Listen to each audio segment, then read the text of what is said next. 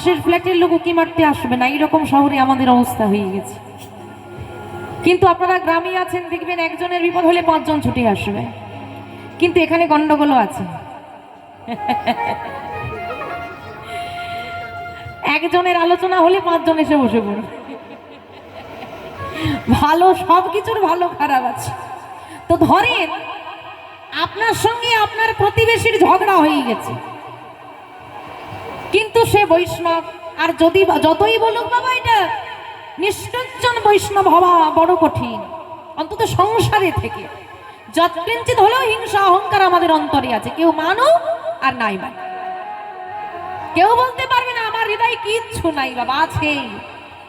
এতটুকু হলেও লোভ হিংসা অহংকার আমাদের মধ্যে কারো বেশি থাকে কারো কম থাকে, কিন্তু থাকবেই। এটা আপনার দোষ নয় বাবা, এটা কলিযুগের দোষ, কলিযুগটাই এমন। তাই মাগো, তা দুজনের মধ্যে যখন দ্বন্দ্ব হয়েছে, এই যে আমার বাবা বাড়িতে অনুষ্ঠান করাচ্ছেন, বৈষ্ণব সাধুগুরু বৈষ্ণবকে নিমন্ত্রণ জানিয়েছেন, তো ধরুন যিনি আপনার শত্রু তিনি তো বৈষ্ণব, এইবার তাকে তো আপনাকে নিমন্ত্রণ করতে হবে, তো তাকে নিমন্ত্রণ জানানো হয়েছে। এখন তিনি বৈষ্ণব, মণ্ডলী সমাজের মধ্যে বৈষ্ণব সমাজের মধ্যে আছে, 5 জন যাচ্ছেন, ওনাকে তো নিমন্ত্রণ রক্ষা করতে যেতেই হবে।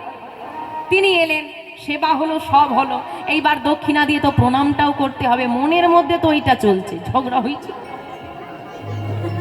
ও আমাকে এটা বলেছে, কিন্তু এখন মান তো মান রাখতে হবে।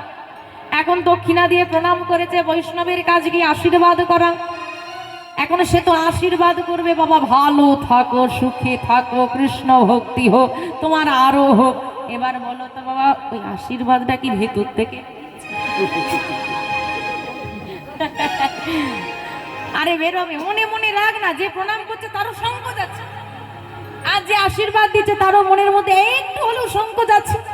এই জন্য মহাজন বললেন, ভক্ত হইতে ভক্তের চরণ ধুলা বড়। এই কলিযুগে এই চরণ ধুলার মহিমা জানাবে বলে, দেখো অযোধ্যাধিপতি শ্রী রামচন্দ্র, যিনি ব্রজের ব্রজেন্দ্র নন্দন, গোকুলের গোলকাধিপতি, ভক্ত চরণ ধুলার মহিমা জানাবে বলে। এই কলিযুগের মাটিতে ওই নদিয়া ধামে আবার গোবরে বেশে ধারণ করে, না না না না, ভগবান নয়, ভগবান নয়, ভক্ত রূপে ধারণ করে। দেখো ধুলায় গড়াগড়ি